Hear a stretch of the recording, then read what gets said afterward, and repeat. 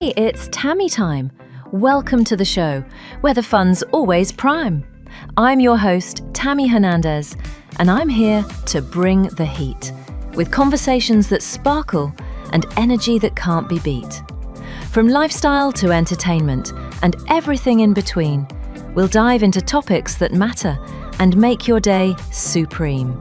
So grab a cup of coffee, get comfy, and let's get started. It's Tammy Time, and we're going to have a blast every single part. Hi, I'm Tammy Hernandez, and for those of you who don't know me, I'm here with my co-host Gizmo, my little 5-pound Yorkie who comes everywhere with me. And today's guest is Mike, and we met. It was funny because when we met, I had just seen his reel come through my Instagram feed that day. And so we were getting out at the Hard Rock, and there you were. Yep, doing content. Yes, doing content. But now tell us about yourself, where everybody can find you, and I know you're the best tax person around. Well, I consider myself an IRS expert, tax strategist. I guess you want to know about my background, or you just want to know background? But first, tell them where they can find you, and then we do the background. Well, you can find me at my Instagram at the Mike Fedele. We have a lot of videos there about my practice and also just a lot of other fun stuff. Lifestyle. Yeah, a lot of stuff. And then we have my office. My main office is in Homewood, Illinois. It's at 18110 Dixie Highway, Homewood, Illinois. Office number 708-991-2440. I also have an office here in Miami, 1395 Brickell Avenue, and that's Suite 800. So you can set up an appointment to come there if you're a client now in Miami. I basically opened up a practice here in Miami. In April, I didn't know anybody, and now, I've kind of blown up in Miami. And I've been invited on a number of podcasts. I've hobnobbed with some of the high net worth people here in Miami, and some of them are now my clients. Right. So that's the short of it. I was born and raised in Brooklyn, and then in Westchester County, New York. I was in New York for about 28 years. Went to the State University of New York at Albany. My father wanted me to be a doctor, but that was going to take too long for me to make money. Yeah. And so I became an accountant. Worked there in New York City until at age 28. Went to Chicago, went to the New Homes for Chicago program, ran that program. Then what program? It was called New Homes for Chicago. New Homes. And I ran the whole program to create new homes for the inner city. Yeah, that's a good thing. And then after that, I decided to stay in Chicago, and I opened up my own practice. After I was, I had found that some of the minority firms were being misrepresented by the white general contractors, and they were stealing money under the change orders. Probably. And after that, when I under the Freedom of Information Act, I found all millions of dollars that were stolen from the minorities. I then had a name for myself, and a lot of minorities wanted me to be their accountant, and that's when I opened up my practice. Well, because contractors are bad with change orders. Anytime you do a change order, they rake you over the coals. So you know about this? I passed my GC exam. Oh, wow, okay.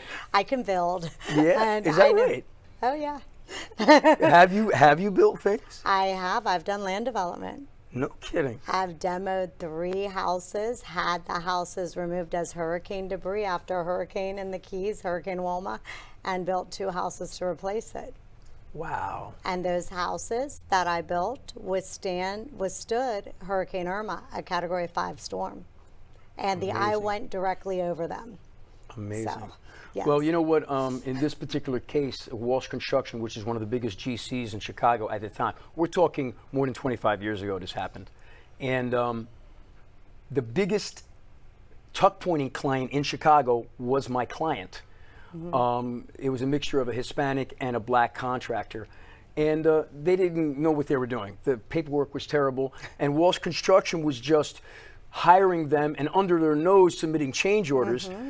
That came to the tune of around 12 million that we found. Ooh. And what they didn't know is, what you found. Right, but what they didn't understand is they had a guy like me as their accountant. Mm-hmm. And so I found myself in a boardroom with 2 vice presidents from Walsh Construction telling them, if you don't pay my client, I'm going to Channel 2.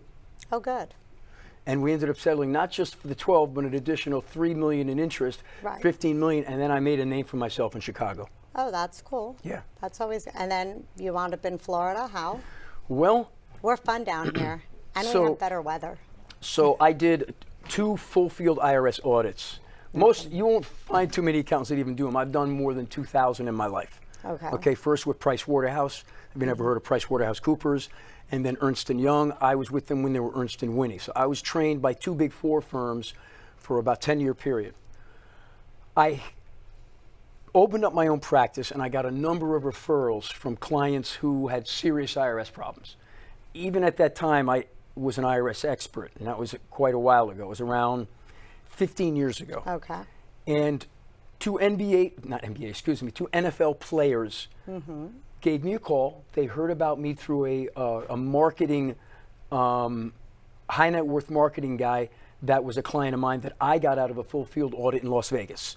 There, people talk, even the high net worth people all around the country talk, and there They are do. parties together. Okay? And they're small. It's a small group. It's when a small you go group. To them. It's a small group. And you- So even though you had this marketing guy in Las Vegas who I got out of a full field audit, and it got out of a lot of seizure of his assets, not completely because they seized some of the cars of his multiple girlfriends that he had, but we were able to keep the seizure out of his parents. So I was able to get a big win for him.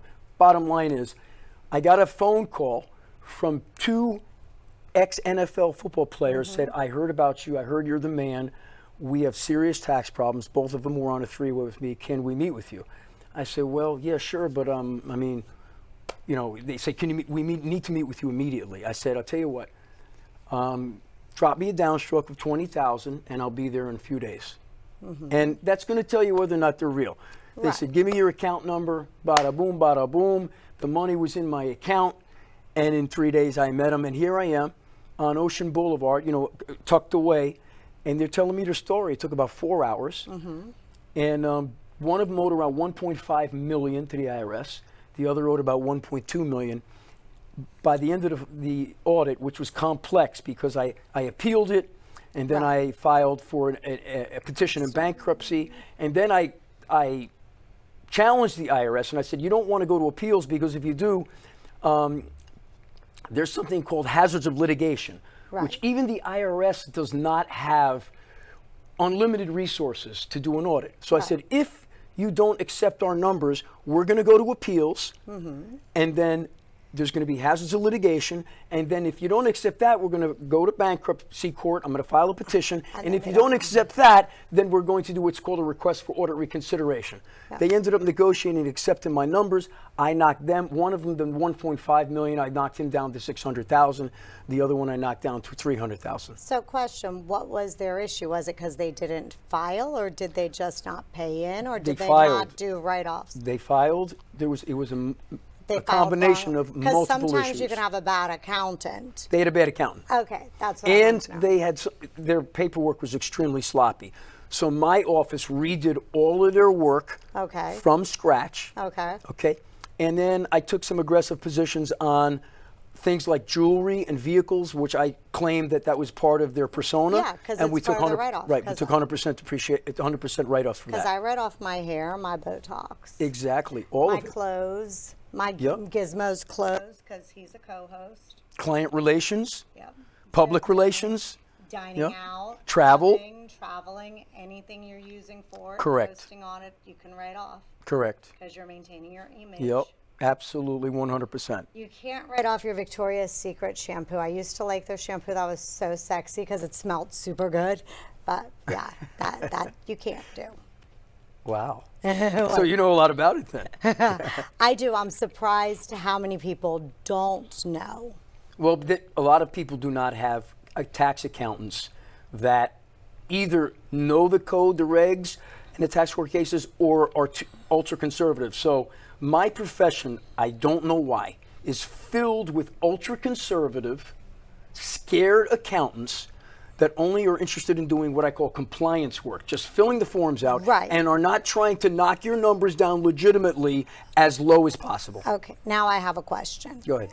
Now, do you prefer working with clients who are, say, in like the state of Florida where you don't have state income tax versus, say, New York, California, where they have both. Like if you're a Florida resident, and correct me if I'm wrong, shouldn't you be using an accountant that's versed in Florida law? Even Not though we necessarily. have no taxes, So we only pay IRS. But I have a few friends who are transplants. And instead of hiring a Florida one that will let you write off a lot of stuff, they're using one in California. okay, here, let me explain something to you. I am a licensed certified public accountant, licensed in the Right. state of Illinois and in Indiana. Right. We're not lawyers. If I was a lawyer only licensed in Illinois, I can only represent someone Right. in Illinois, but CPAs are different.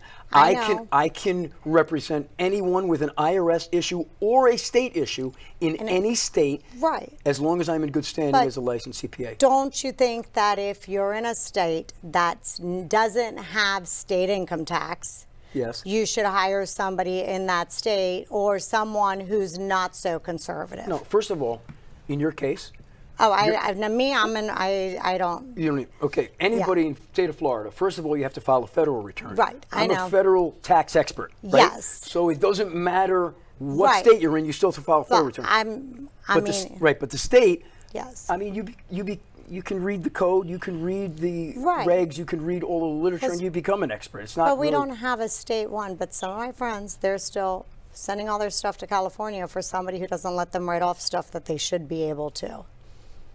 Oh, I'm confused. They're in the state. Yes, but but they're writing still off, using their accountant from California who's writing off.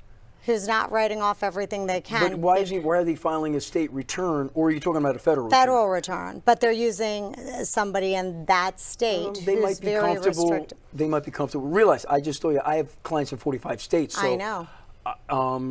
We're doing that all the time. Right, but I think I would want a more liberal one for accountants. Absolutely. Okay, absolutely I you don't do. want That's what a you're getting at. rigid one no, no. who's just fill in the blanks like you Well, said. That's 90% of my profession, right Yeah, there. I don't like 90%. those. I like the Yeah. more, No, so I happy coined. ones. So I coined the term when I left Ernst and Winnie about 30 years ago. I coined the term for my firm: aggressive, defensible tax positions. Okay, Aggressive, yes, defensible because you can defend it. tax positions, Okay. and that has saved my clients a lot of money, and has made me a lot of money. Okay, So I'm very different, though. I'm not your normal CPA. I don't even look like a normal CPA.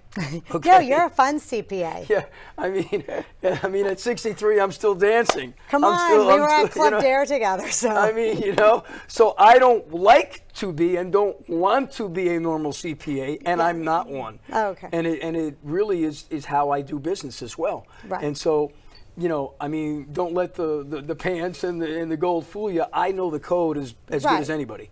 Right, I understand Yeah. that. I just meant that you should probably hire somebody like you versus Absolutely. somebody who's so rigid, because why can't you write off a business lunch? Oh no, you've had too many this year. It's like, okay. you That's could ridiculous. I know this. And I've been told this by other people. I'm like, why doesn't your accountant do that? Oh no, they said we can't. Why can't you write off your dog? It's a service dog. Oh yeah. So they're just more. I think they're gun shy. I would say you could write off everything for your dog, including the bird dog, because it's part of your persona. Yeah. It's part of your marketing campaign. And he's actually a legit service dog since I'm half blind in this eye. Wow. Yeah. So for several different reasons, you would have a write-off. Yes. Now I argue with certain area businesses where they argue with me and tell me he can't come. I'm like, no, he can. He's a service dog. Well, if his ears get messed up with the boom boom, I'm like, look, my dog goes out clubbing more than some people. Right, but I would even argue, aside from that, which you're correct Right. about, your dog goes everywhere with you. Yeah. You do content, you do videos, you do photos Right. with your dog. That was me. That was me forgetting to turn it off. Yeah, your dog is a part of your team. Yes, he And is so my team. everything for your dog, the vet visits and everything, I would argue is a complete 100% write-off. Yeah, He is my team. He's my +1 always. He's better behaved than my two-legged kids. He listens better. I can dress him one day. He's the only one politically correct. Is that right? In the house, yeah, because he could be a girl one day, a boy the next, because he doesn't complain. Well, dogs are like, they're incredible. We wish more humans were like dogs, right? I know. Yes, I prefer him to a lot of humans these days. Likewise. He's nice, doesn't bark, doesn't do anything. I mean, come on, he was in the stroller at dinner that day, all over the pool party. Yeah, exactly. And then, but you also you do a lot of good work too, other than your business, because I've noticed you in the DR doing fundraising, the Dominican. Well, so I am in the DR, but that's a little different. No, but that's separate, but you do help out and do stuff. I have an orphanage in a school in Haiti, not the DR. Oh, I'm sorry. That's okay. I have... Because you go back and forth between the two? So right now, I'm in the DR. I have 2 houses in the DR. That's more of a... It's not really just vacation. I don't really vacation like anybody else. Like, I'm an entrepreneur. Right. All right? I don't have normal vacations, but I do have 2 houses there. Okay. And I train in the mountains. I'm an endurance athlete still, believe it or not. I train in my age group. I'm trying to actually I'm trying to break a record in my age group in next year. To do what? Like to win a USA age group record, like in the 800. 800 meters. Like at age 64. So I'm turning 64. So like there's an age group record. Okay. I want to break that record. So cool. I train in the mountains. I run half marathons, and also I work.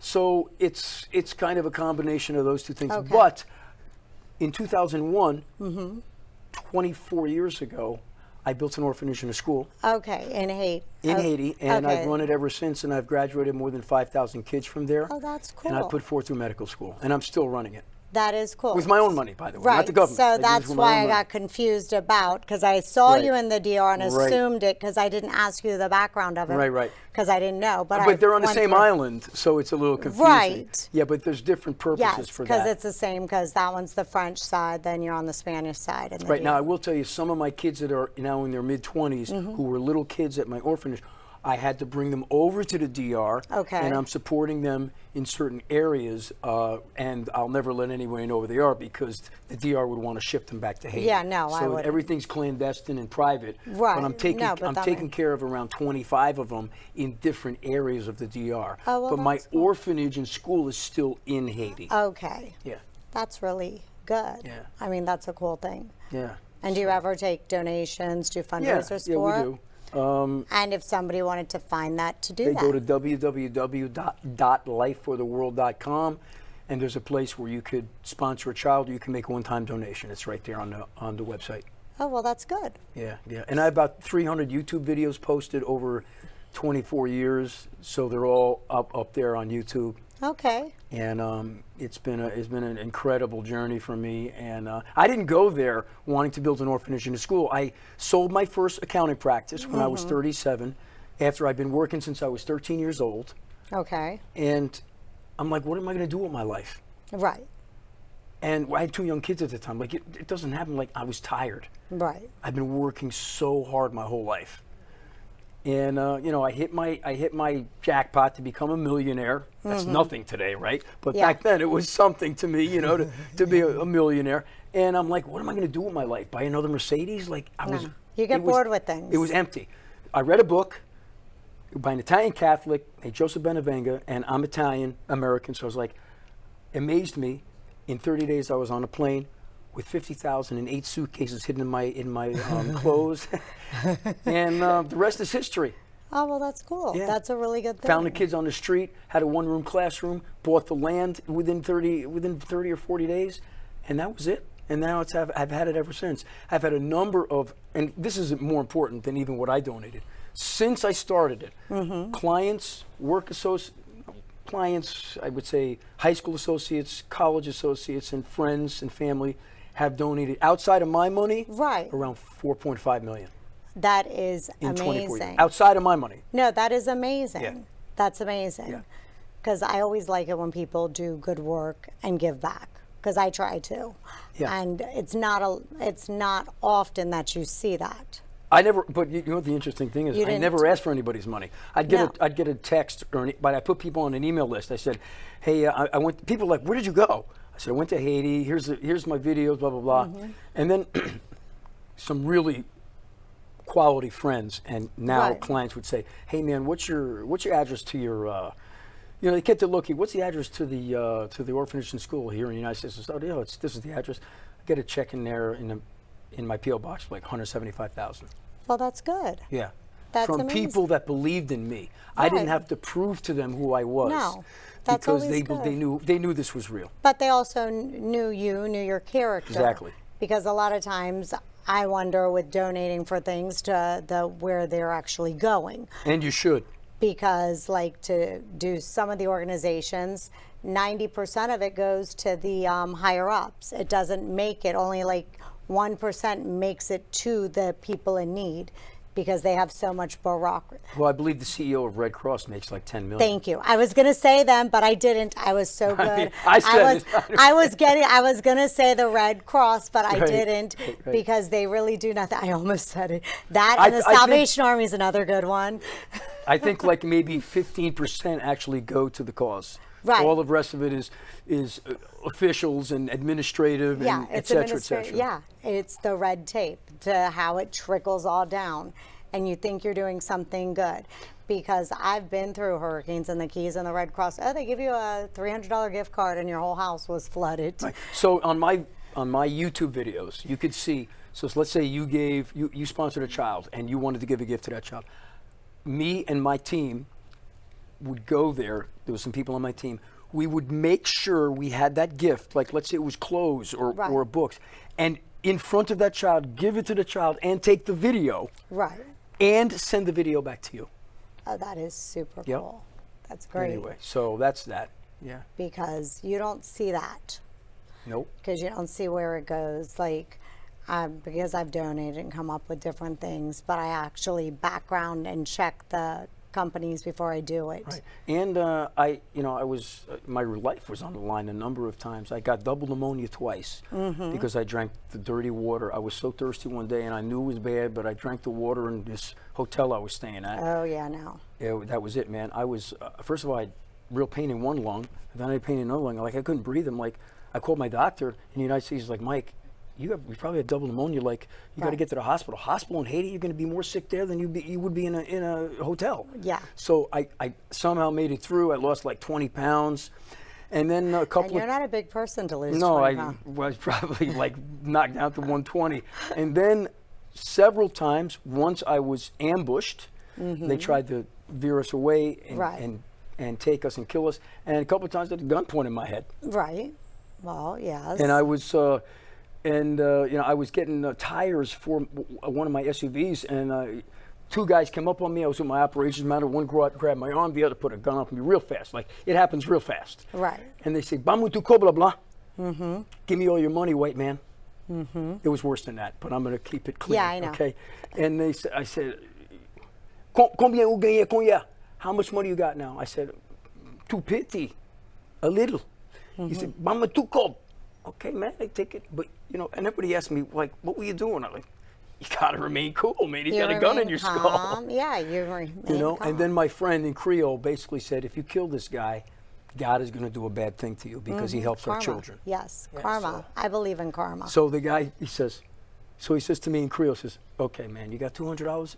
We'll give you $200." I said, "Sure, man. Here." And I went in my shoe and I gave him $200. And he Yeah. let us go. I mean, Yeah. that's like a miracle. It is. It doesn't happen. No, but karma. I believe Yeah. in karma. I believe you reap what you sow. Right. So I try to treat everybody how I want to be treated. But if you're mean to me, I'm not going to be mean to you. I just won't acknowledge or give Right. you my positive energy. Right. But yeah, but that's incredible. What charity have you donated to, or you? Well, when hurricanes hit in Key West, I've done different things. We served like 350 meals a day, twice a day. After Hurricane Irma, do lots of donations and lots of different things.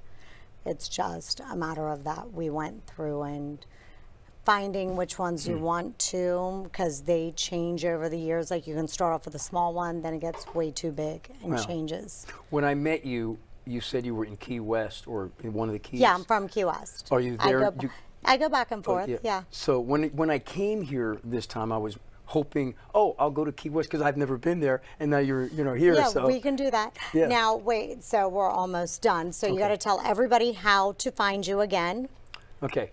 You can find me, my office is 708-991-2440. You can call me on my cell. I'll give you my cell, 773-372-5341. You can go to @the_Mike_Fedele, that's my IG, @the_Mike_Fedele. Send a message, DM me. If you want to walk in, I have an office at 1395 Brickell in Miami, Suite 800. Call me beforehand. We can set up an appointment there, or in Illinois at 18110 Dixie Highway, Homewood, Illinois, 60430. And thank you all for joining us tonight on Tammy Time. See you next week. Thank you. Yay. As we wrap up today's show, I want to thank each and every one of you for being part of the Tammy Time community. I'm so grateful for the conversations we've had and the stories we've shared. Remember, you are strong, capable, and deserving of love and respect. Don't let anyone ever tell you otherwise. Keep shining your light and know that I'm rooting for you every step of the way. Until next time, take care of yourselves and each other. And I'll see you tomorrow on Tammy Time.